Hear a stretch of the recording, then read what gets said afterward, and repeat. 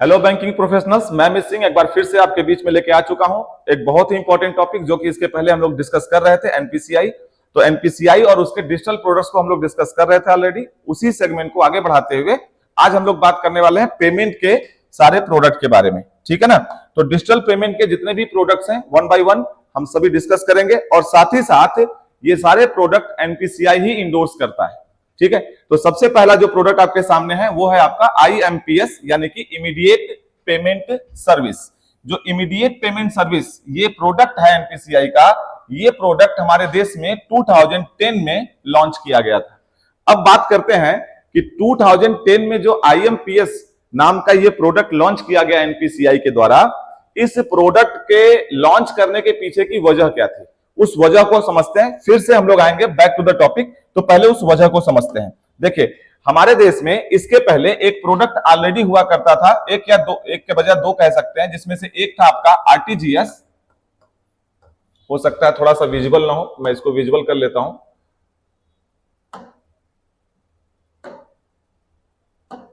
तो हमारे यहां ऑलरेडी एक प्रोडक्ट पहले से मौजूद था जिसका नाम था आरटीजीएस, जो कि 2004 यानी 2004 में लॉन्च किया गया था आरबीआई के द्वारा, यानी रियल टाइम ग्रॉस सेटलमेंट।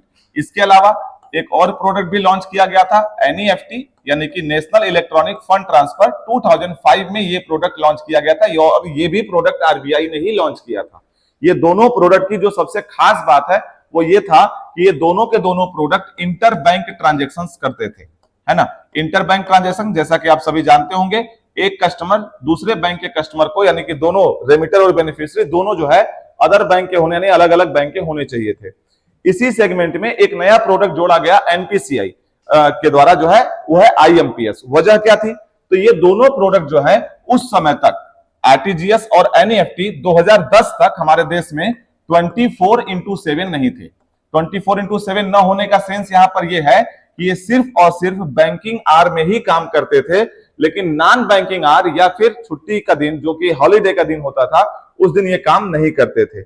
इसी बात को समझते हुए एनपीसीआई ने 2010 में एक प्रोडक्ट लॉन्च किया जिसका नाम है आईएमपीएस। तो जो हम लोग अभी बात कर रहे हैं आईएमपीएस के बारे में, उसको लाने के पीछे का मेन लॉजिक यही था कि हमें एक ऐसा प्रोडक्ट लॉन्च करना है जो फंड ट्रांसफर के लिए 24/7 काम कर सके, ठीक है। तो 24/7 काम करने के लिए हमारे यहां लाया गया आईएमपीएस।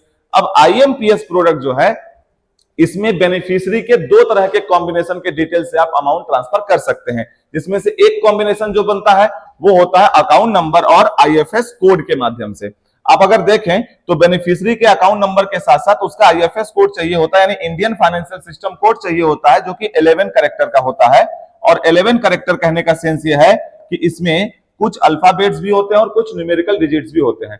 शुरुआत का 4 तो इसमें बैंक का ही नाम होता है, जैसे अगर एसबीआई का हुआ तो एसबीआईएन, ठीक, या यूनियन बैंक का हुआ तो यूबीआईएन, ठीक है। उसके अलावा 5वां डिजिट जो होता है वो हमेशा और हमेशा 0 होता है, 5वां।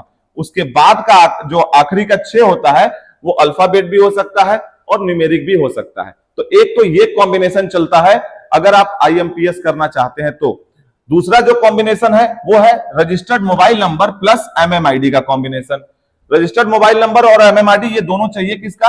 दोनों चाहिए कस्टमर का, यानी कि बेनिफिशियरी का। अब जैसे कि हम जिसको अमाउंट ट्रांसफर कर रहे हैं, उसका जिस अकाउंट की हम यहां पर बात कर रहे हैं, उस अकाउंट का रजिस्टर्ड मोबाइल नंबर क्या है, पहला, और दूसरा उसका एमएमआईडी यानी मोबाइल मनी आइडेंटिफायर है क्या। ये 7 डिजिट का एक कोड होता है। ये 7 डिजिट का जो कोड होता है, ये कोड कस्टमर खुद से जनरेट कर सकता है, ठीक है। अब इन दोनों में से किसी भी कॉम्बिनेशन को यूज करके आप आईएमपीएस कर सकते हैं। एक बात और, एक सवाल अक्सर दिमाग में आता है कि जब ये कॉम्बिनेशन ऑलरेडी है तो फिर इसकी क्या जरूरत है। देखिए, आईएमपीएस ज्यादा एक्यूरेट होता है। अगर हम ऐसे समझें कि जो आईएफएस कोड होता है ये ब्रांच वाइज काम करता है। एक बैंक के जितने भी ब्रांचेज होंगे, सारे ब्रांचेज का अपना अपना आईएफएस कोड होगा, और उस पर्टिकुलर ब्रांच के जितने भी कस्टमर्स होंगे सबका आईएफएस कोड सेम होगा। अब मान लीजिए बाय द वे हम बाय मिस्टेक किसी का अकाउंट नंबर गलत एंटर कर देते हैं। 15 डिजिट का किसी का अकाउंट नंबर है मान लीजिए, उसमें 1-2 जो डिजिट है वो मैंने रिप्लेस कर दिया गलती से, और वो अकाउंट नंबर भी उस ब्रांच में एग्जिस्ट करता है, तो उसका आईएफएस कोड भी सेम होगा। ऐसे केस में गलत व्यक्ति को अमाउंट ट्रांसफर होने का चांस बढ़ जाता है। बट इस वाले कॉम्बिनेशन में ये गलती नहीं होता है। अगर मैंने गलती से किसी दूसरे का मोबाइल नंबर भी एंटर कर दिया तो एमएमआईडी मैच नहीं करेगा, क्योंकि एमएमआईडी कस्टमर वाइज होता है। इसी वजह से इस कॉम्बिनेशन को ज्यादातर प्रेफरेंस देता है बैंक कि कस्टमर चाहे तो इस वाले को यूज करे, लेकिन ये डिपेंड करता है रेमिटर के ऊपर जो पैसा भेज रहा है। रेमिटर किस कॉम्बिनेशन को यूज करना चाहता है ये उसकी मर्जी होती है। ठीक है, अगर हम लोग इसके फंड ट्रांसफर के लिमिट की बात कर लें तो इसकी जो लिमिट है वो पर डे की 5 लाख रुपए होती है इसकी अमाउंट ट्रांसफरिंग लिमिट। फिलहाल के लिए जो आईएमपीएस का अमाउंट ट्रांसफरिंग लिमिट है ये एनपीसीआई के तरफ से किसी भी तरीके का रिस्ट्रिक्शन नहीं है, ये बैंक अपने तरफ से डिसाइड करता है। तो मोस्ट ऑफ द बैंक्स जो है वो 5 लाख रुपए पर डे का अमाउंट ट्रांसफरिंग लिमिट रखते हैं। फिलहाल के लिए इसमें मेंबर बैंक की संख्या एट प्रेजेंट जो है 947 है। आप एक चीज और देख सकते हैं, मैंने हर बार की तरह यहां भी स्टार मार्क कर रखा है। इसका सेंस ये है कि ये अभी के हिसाब से है, इन फ्यूचर ये चेंज हो सकता है। तो मेरी रिकमेंडेशन हर बार की तरह वही होगी कि जब भी आप किसी प्रमोशनल एग्जाम या जेआईबी या सीआईबी के एग्जाम में जाएं तो पहले आप उसे एक बार जरूर इसे एनपीसीआई की वेबसाइट पे क्रॉस चेक कर लें। ठीक है, बढ़ते हैं अगले प्रोडक्ट पर। जो नेक्स्ट प्रोडक्ट है हमारा वो है इसी आईएमपीएस का अपडेटेड वर्जन, यानी कि यूपीआई, यूनिफाइड पेमेंट इंटरफेस। इसके थ्रू भी आप इंटरबैंक ट्रांजैक्शन आसानी से कर सकते हैं, जिसको कि 2016 में लॉन्च किया गया था। इसको लॉन्च करने में दो लोगों का बहुत ही इंपॉर्टेंट रोल कंसीडर किया जाता है। एक तो उस समय के आरबीआई के गवर्नर मिस्टर रघुराम गोविंद राजन, और दूसरे अभी के एनपीसीआई के एमडी जिनका नाम है मिस्टर दिलीप आसबे। इन दोनों लोग का रोल बड़ा ही इंपॉर्टेंट रहा इसे लॉन्च करने में। इसको आरबीआई ने या एनपीसीआई ने जो है इसको अपडेटेड वर्जन ऑफ आईएमपीएस का दर्जा दिया है। उसकी वजह क्या है? तो ये थोड़ा आसान है एज कंपेयर टू आईएमपीएस। आसान कैसे है? तो आईएमपीएस को यूज करने के दो तरीके हैं।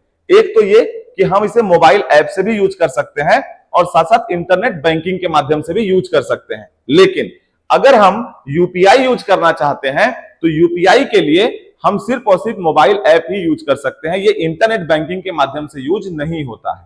ठीक है, अब इस वजह से आप ये कह सकते हैं कि यूपीआई यूज करने के लिए आपके पास स्मार्टफोन होना जरूरी है। तो कस्टमर चाहे कितना भी बड़ा बेवकूफ हो, फोन उसके पास स्मार्ट होना चाहिए, और दूसरा उसके पास इंटरनेट का कनेक्शन भी होना चाहिए। इंटरनेट कनेक्शन होने के बाद ही वो इसको यूज कर सकता है। अब करना यह है कि कस्टमर को सबसे पहले तो अपने मोबाइल में जिस बैंक का वो कस्टमर है उस बैंक का यूपीआई ऐप डाउनलोड करना है और उस पे अपने अकाउंट को रजिस्टर करना है। जैसे वो रजिस्टर करेगा तो ऐसे केस में उसको, जैसा कि मैंने देखे यहां पे लिखा भी है ये ऐप बेस्ड बैंकिंग है, तो इसमें क्या है कि उसमें आपको एक यूपीआई आईडी क्रिएट करने का ऑप्शन मिलेगा। ठीक है, इस यूपीआई आईडी को ही बोला जाता है वर्चुअल पेमेंट एड्रेस, यानी वीपीए उसे क्रिएट करना होगा। साथ ही साथ वो इसके अलावा एक और चीज क्रिएट करेगा, यूपीआई पासवर्ड। ठीक है, जो यूपीआई पासवर्ड होता है ये भी उसे क्रिएट करना होगा। अब यहां पर ध्यान रखिएगा, मैंने पासवर्ड लिख दिया, हालांकि इसको आप पासवर्ड की जगह पिन शब्द भी लिख सकते थे, ज्यादा बेहतर होता। ठीक है, क्योंकि पासवर्ड और पिन में एक डिफरेंस होता है, तो यूपीआई पिन कह लीजिए, ये ज्यादा बेहतर है। अब मैंने क्यों ये पिन बोला पासवर्ड की बजाय, उसको भी समझेंगे, पहले जान लेते हैं।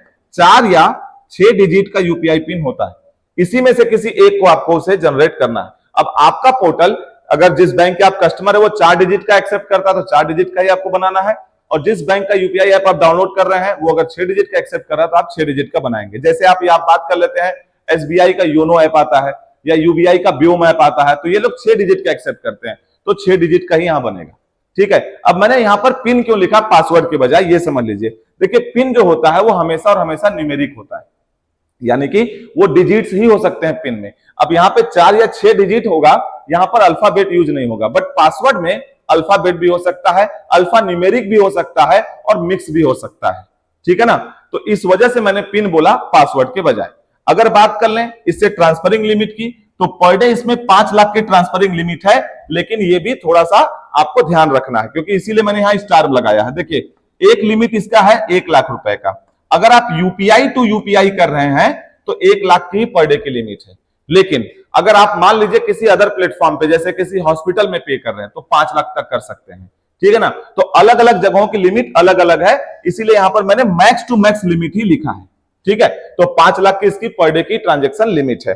और वहीं अगर हम लोग लाइव बैंक की बात कर लें तो अभी 605 बैंक इसमें लाइव है, यानी कि कनेक्टेड है, जिनका यूपीआई पर्टिकुलरली यूपीआई ऐप आता है। तो यूपीआई ऐप थोड़ा सा आसान हो जाता है, क्योंकि आज के टाइम पर स्मार्टफोन यूजर की संख्या तकरीबन अच्छी खासी हो चुकी है। तकरीबन 94 करोड़ हमारे देश में इस समय जो है स्मार्टफोन यूजर हो चुके हैं। और स्मार्टफोन यूजर है तो बट ऑब्वियस है उनके लिए ये आसान हो जाएगा यूज करना as compare to internet banking और आईएमपीएस। ठीक है ना, तो इस वजह से मैंने इसे अपडेटेड वर्जन भी कहा। ठीक, बढ़ते हैं अगले पॉइंट पर। अगला देखते हैं प्रोडक्ट क्या है। एक और समस्या आया सामने, जब यूपीआई आया तो एक प्रॉब्लम और आया। प्रॉब्लम ये आया यूपीआई के साथ साथ कि अगर किसी कस्टमर के पास एक से अधिक बैंक का अकाउंट है, ठीक है, अगर किसी कस्टमर के पास एक से अधिक बैंक का अकाउंट है तो उसको नंबर ऑफ यूपीआई ऐप ज्यादा डाउनलोड करना पड़ेगा और हर पर अपना बार बार यूपीआई आईडी और यूपीआई पिन बनाना पड़ेगा। ठीक है, जब कोई कस्टमर एक से अधिक बैंक में अपना अकाउंट होल्ड करता है ना, तो ऐसे कस्टमर को कहा जाता है काइट फ्लाइंग कस्टमर। तो काइट फ्लाइंग कस्टमर के साथ एक समस्या यह आती है कि वो नंबर ऑफ यूपीआई ऐप ज्यादा रखेगा मोबाइल में, यूपीआई पिन बनाएगा। तो इस समस्या को समझते हुए हमारे देश में 30 दिसंबर 2016 को लॉन्च किया गया भीम यूपीआई। भीम यूपीआई यानी कि भारत इंटरफेस फॉर मनी, और यूपीआई का फुल फॉर्म तो अभी मैंने आप लोग को बताया ही है, यूनिफाइड पेमेंट इंटरफेस। ठीक है, तो भीम यूपीआई लॉन्च किया गया। इसका काम क्या है, तो ये मल्टीपल अकाउंट हैंडलिंग करता है, यानी भीम यूपीआई के थ्रू आप एक से अधिक बैंकों के अकाउंट को एक ही यूपीआई आईडी से चला सकते हैं। बस शर्त क्या होगी, जितने भी बैंक अकाउंट आप इसमें जोड़ना चाहते हैं, सारे बैंक अकाउंट का रजिस्टर्ड मोबाइल नंबर सेम होना चाहिए। अगर रजिस्टर्ड मोबाइल नंबर सेम होगा तो आप आसानी से सभी बैंकों के अकाउंट को एक ही यूपीआई से चला सकते हैं, और इसमें पर डे का जो ट्रांजैक्शन लिमिट है वो 1 लाख रुपया एट प्रेजेंट है। तो अगर किसी के पास एक से अधिक बैंकों का अकाउंट वो चलाना चाहते हैं तो उनके लिए भीम यूपीआई एक अच्छा ऑप्शन है। इसके अलावा एक और भी ऑप्शन है इसके लिए, और वो होता है third party UPI. Third party UPI जैसे कि आप लोग देखते होंगे गूगल पे, फोन पे, तो ये भी एक ऑप्शन है। लेकिन थर्ड पार्टी यूपीआई और भीम यूपीआई में एक डिफरेंस है। देखिए, भीम यूपीआई हो या बैंक का पर्टिकुलर यूपीआई ऐप हो, इन दोनों में अगर किसी भी तरह की कोई प्रॉब्लम आती है तो बैंक इस प्रॉब्लम को कंसीडर करता है, कंप्लेन एक्सेप्ट करता है। बट आप अगर थर्ड पार्टी यूपीआई को यूज कर रहे हैं तो कस्टमर को की कंप्लेन बैंक एक्सेप्ट नहीं करता है। तो ये एक छोटा सा प्रॉब्लम है। चाहे तो आप इसे यूज कर सकते हैं, इनकी भी ट्रांसफरिंग लिमिट सेम होती है, लेकिन एक समस्या बस यही है कि थर्ड पार्टी यूपीआई बस चलने में तेज है, बट सिक्योरिटी के मामले में बैंक यूपीआई या भीम यूपीआई ज्यादा बेहतर माना जाता है। अब ये उस कस्टमर के ऊपर डिपेंड करता है कि वो इन दोनों में से किसे यूज करना चाहता है। अब यहां तक जब मामला आ गया 2016 में, तो एक और प्रॉब्लम सामने आई। प्रॉब्लम क्या सामने आया कि अगर किसी के पास स्मार्टफोन नहीं है, तो अगर हम अभी की बात कर लें तो मैंने आपसे बताया अभी 124 करोड़ लोग हमारे देश में फोन यूजर हैं, जिसमें से 94 करोड़ जो है स्मार्टफोन यूजर हैं। तो जो बचे हुए आपको यहां पर दिख रहे हैं तकरीबन 30 करोड़ के आसपास, ये जो है आपके फीचर्ड फोन यूजर हैं। तो हमारे देश में एनपीसीआई ने कहा कि जो लोग फीचर्ड फोन यूज करते हैं, मतलब कीपैड वाला फोन यूज करते हैं, उनके लिए क्या ऑप्शन हो सकता है। तो ऐसे लोगों के लिए भी एक ऑप्शन रखा गया, जिसके बारे में हम लोग अभी आगे चर्चा करेंगे। ठीक है, अब आते हैं एक और पॉइंट पर। अगला पॉइंट यह है कि जब यूपीआई के थ्रू ट्रांजैक्शन शुरू हुआ हमारे देश में, तो यूपीआई के थ्रू जो ट्रांजैक्शन शुरू हुआ उसमें यूपीआई ऐप के ऊपर जो आप यूपीआई आईडी क्रिएट करते हैं, यानी वीपीए, वर्चुअल पेमेंट एड्रेस जो क्रिएट करते हैं, वही आपका अकाउंट नंबर हो गया, वही आपका आईएफएस कोड, जो कह लीजिए हो गया। आपको अलग से कुछ उपलब्ध नहीं कराना है। लेकिन अगर आप मर्चेंट के नजरिए से देखें, एक दुकानदार है, उस दुकानदार को भी यूपीआई पेमेंट एक्सेप्ट करना है, लेकिन समस्या क्या है कि वो बार बार सबको यूपीआई आईडी अपना बताता रहेगा, तो दुकानदारी कब करेगा। ठीक है ना, एक समस्या। दूसरी समस्या क्या है, दूसरी समस्या यह है कि कई लोग अपना यूपीआई अपने मोबाइल नंबर से बनाते हैं। अगर मोबाइल नंबर से यूपीआई बना दिया है और आप किसी को अपना यूपीआई आईडी शेयर करेंगे तो साथ में आपका मोबाइल नंबर भी चला गया, जो कि आप शायद नहीं देना चाह रहे थे। इन्हीं दो समस्याओं को ध्यान में रखते हुए हमारे देश में लाया गया भारत क्यूआर। क्यूआर का फुल फॉर्म तो आप सभी जानते होंगे। भारत क्यूआर का मतलब होता है क्विक रिस्पॉन्स। ठीक है ना, तो भारत क्यूआर लाया गया और इसमें क्या जोड़ा गया, इसमें जोड़ा गया क्यूआर। यूपीआई एड्रेस यानी वीपीए का अपना पर्टिकुलर क्यूआर होगा और उसके थ्रू ही वो पेमेंट एक्सेप्ट कर सकते हैं। वहां पर मैनुअली यूपीआई आईडी एंटर करने की जरूरत नहीं होगी। ठीक। लेकिन दो तरह के क्यूआर यहां जनरेट होते हैं, आप देख भी रहे होंगे, एक यहां लिखा हुआ है स्टैटिक क्यूआर और एक लिखा है डायनामिक क्यूआर। अब स्टैटिक और डायनामिक क्यूआर में डिफरेंस क्या है? कई बार आप देखते होंगे जब आप किसी भी प्लेटफॉर्म पर या कहीं आउटलेट पर जाते होंगे और सामने वाला व्यक्ति जितने वैल्यू का आपका बिल है उतने रुपए का एक क्यूआर जनरेट करके देता होगा। आप जैसे उसे स्कैन करते होंगे अपने यूपीआई ऐप से तो ऑटोमेटिकली उतने रुपए का वैल्यू एंटर हो जाता होगा, आपको मैनुअली वैल्यू एंटर करने की जरूरत नहीं पड़ती होगी। तो जब वैल्यू आपको मैनुअली एंटर नहीं करना पड़ेगा तो ऐसे क्यूआर को डायनामिक क्यूआर कहा जाएगा, यानी हर ट्रांजैक्शन का अलग अलग क्यूआर जनरेट होगा, ये परमानेंट नहीं होता है। ठीक है, एक एग्जांपल से समझते हैं।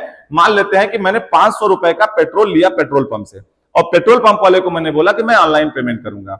उसने कहा ठीक है, और उसने अपने पीओएस मशीन से एक क्यूआर जनरेट किया। जो क्यूआर जनरेट किया उसने, जब मैं उसको स्कैन कर रहा हूं तो मुझे अमाउंट एंटर नहीं करना पड़ा, स्कैन करते ही 500 रुपए ऑटोमेटिकली एंटर हो जाता है, मुझे यूपीआई पिन जो है उसमें एंटर करना पड़ता है। ऐसे क्यूआर को डायनामिक क्यूआर कहते हैं। लेकिन अगर हम बात कर लें स्टैटिक क्यूआर की, तो स्टैटिक क्यूआर जो होता है ये परमानेंट होता है। इसमें आप क्यूआर जब स्कैन करेंगे तो आपको यूपीआई आईडी एंटर नहीं करना पड़ेगा मैनुअली, लेकिन अमाउंट आपको मैनुअली एंटर करना पड़ेगा। तो इन जनरल हम बहुत सारी दुकानों पे जो क्यूआर लगा हुआ देखते हैं वो ये वाला क्यूआर लगा हुआ देखते हैं, जिसको हम लोग स्टैटिक क्यूआर कहते हैं। ये परमानेंट होता है, आप इसको स्कैन करेंगे डायरेक्टली उस व्यक्ति का यूपीआई एंटर मान लिया जाता है। अब आपको अमाउंट एंटर करना है और अपना यूपीआई पिन एंटर करना है, ट्रांजेक्शन उसके बाद हो जाएगा। तो स्टैटिक क्यूआर जो होता है वो परमानेंट होता है, डायनामिक क्यूआर परमानेंट नहीं होता है। ये जो है आप कह सकते हैं कि ये हर ट्रांजैक्शन का अलग अलग होगा। ठीक है, हाँ ये जरूर मैं आपको बता रहा हूं कि ये लाया इसीलिए गया ताकि आपको मैनुअली क्यूआर जो है यूपीआई बार बार एंटर ना करना पड़े, या आप किसी को अपना यूपीआई आईडी नहीं शेयर करना चाहते हैं तो उसके लिए ये भारत क्यूआर बहुत अच्छा है। और ये ऑल इन वन होता है। सबसे अच्छी बात ये है, ऑल इन वन होने का सेंस ये है कि आप किसी भी यूपीआई ऐप से जनरेट किए गए क्यूआर को किसी भी पेमेंट ऐप से स्कैन करेंगे और स्कैन करके पेमेंट कर सकते हैं। ठीक है, तो ये प्रॉब्लम भी नहीं है कि अगर फोन पे का क्यूआर है तो गूगल पे उसे स्कैन नहीं कर सकता, वो भी कर सकता है, इसीलिए इसको ऑल इन वन कहा जाता है।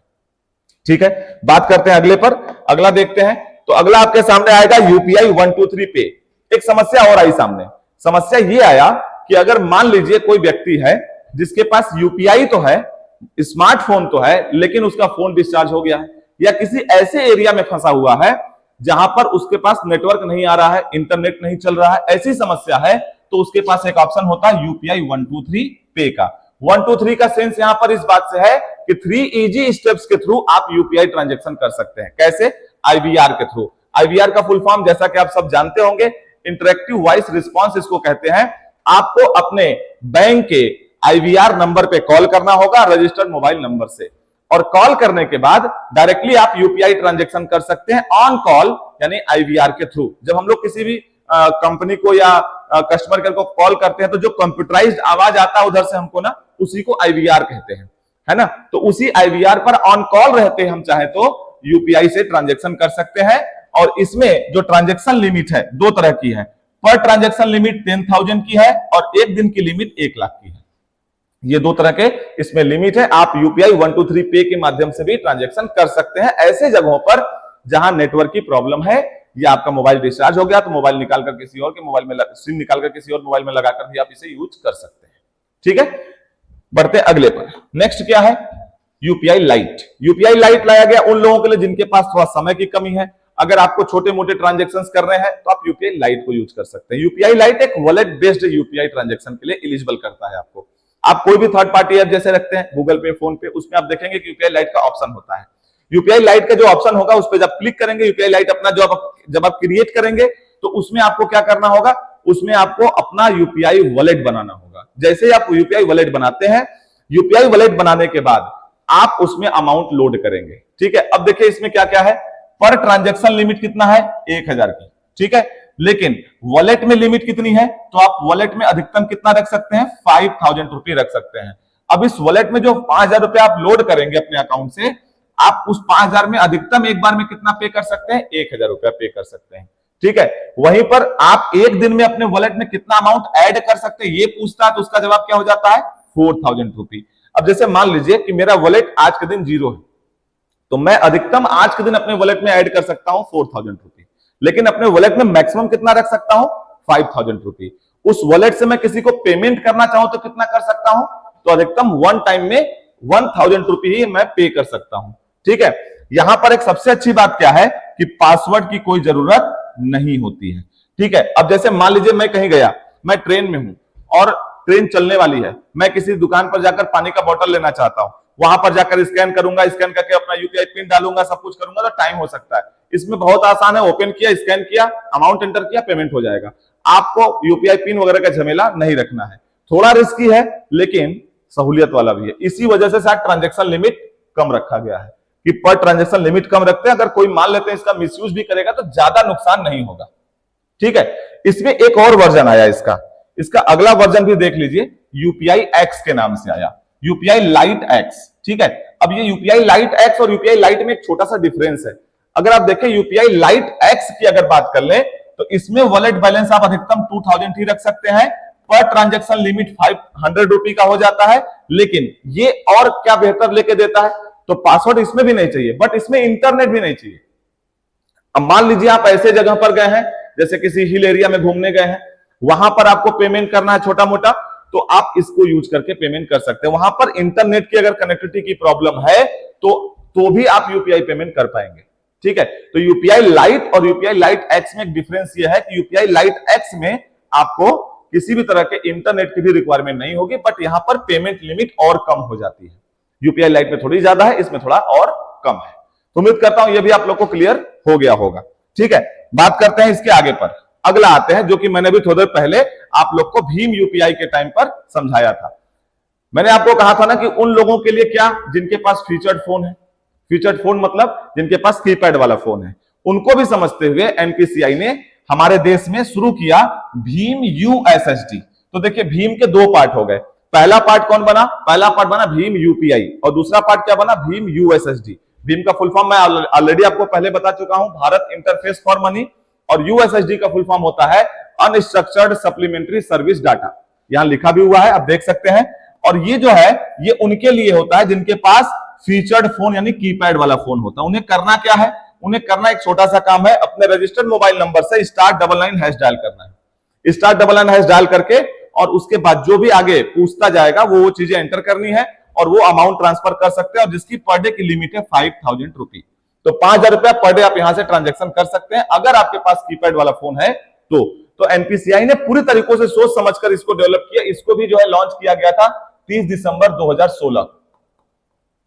ठीक है, तो हमारे देश में यूपीआई, भीम यूपीआई और भीम यूएसएसडी को सोच समझ के लॉन्च किया गया, यही कि हर व्यक्ति के लिए डिजिटल पेमेंट को जो है अवेलेबल कराया जा सके, या हर व्यक्ति के लिए कुछ ना कुछ ऑप्शन क्रिएट किया जा सके, ताकि हमारे देश में डिजिटल इंफ्रास्ट्रक्चर अच्छे से क्रिएट हो। लोगों के डे टू डे बैंकिंग में डे टू डे लाइफ में जो बैंकिंग का रोल है वो एक अच्छा इंपॉर्टेंस क्रिएट करे, और या भी कह सकते हैं कि एक वैल्यू क्रिएट करे, और लोगों का जो परचेज है या लोगों की जो कह सकते हैं कि होल्डिंग कैपेसिटी उसको सहूलियत यानी कन्वीनियंट बना सके।